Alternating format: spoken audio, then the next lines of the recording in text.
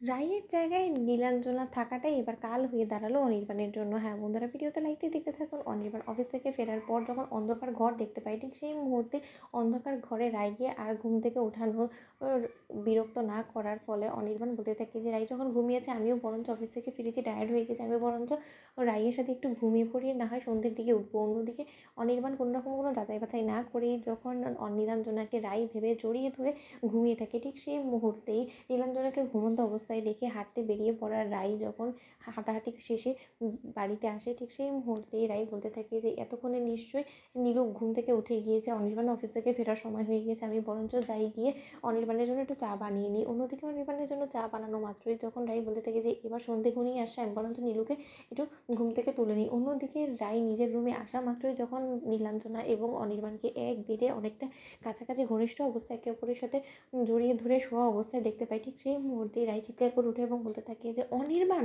ঠিক সেই মুহূর্তে অনির্বাণের ঘুম ভেঙে যায় এবং অনির্বাণ বলতে থাকে যে কী ব্যাপার রাই, তুমি এরকম করে চিৎকার চেঁচামেচি করছো কেন বলো তো। ঠিক সেই মুহূর্তে অনির্বাণ যখন নিজের সঙ্গে নীলুকে দেখতে পায়, ঠিক সেই মুহূর্তে নীলুরও ঘুম ভেঙে যায় এবং নীলু বলতে থাকে দিদি ভাই কী হয়েছে, তুই এরকম করে চেঁচামেচি করছিস কেন বলতো।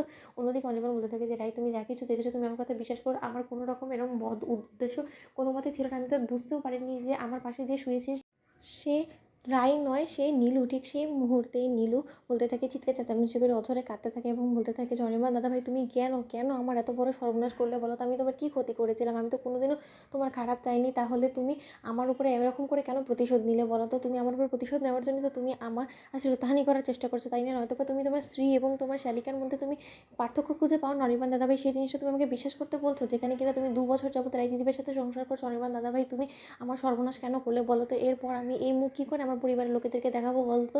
রাই দিদিভাই আমার সব শেষ হয়ে গেল। অন্যদিকে যখন রাই বলতে থাকে যে নীলু তুই এরকম করে কাঁদিস না, তোর কোনো কিচ্ছু শেষ হয়নি, ঠিক সেই মুহূর্তেই রাইকে নীলু বলতে থাকে যে দিদিভাই তুই এরকম করে মিথ্যে সান্ত্বনা দিয়ে আর যাই হোক না কেন আমাকে কোনো মতেই ভুলাতে পারবি না, তোর বর আজকে আমার সঙ্গে যা কিছু করেছে সেটা আমি কোনোদিনও ভুলবো না।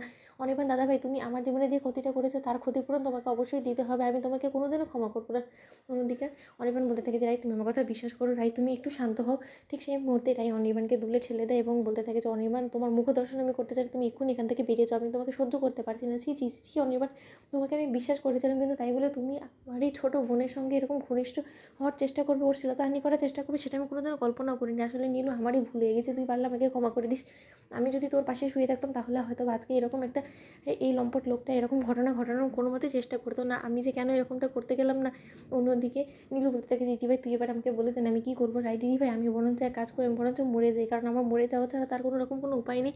আমি বেঁচে থাকতে তো এই মুখ কোনোদিনও কাউকে দেখাতে পারবো না, আমার রীতিমতো ঘেন্না করছে। তো বন্ধুরা লাইক এবং শেয়ার করে সাবস্ক্রাইব করতে ভুলো না।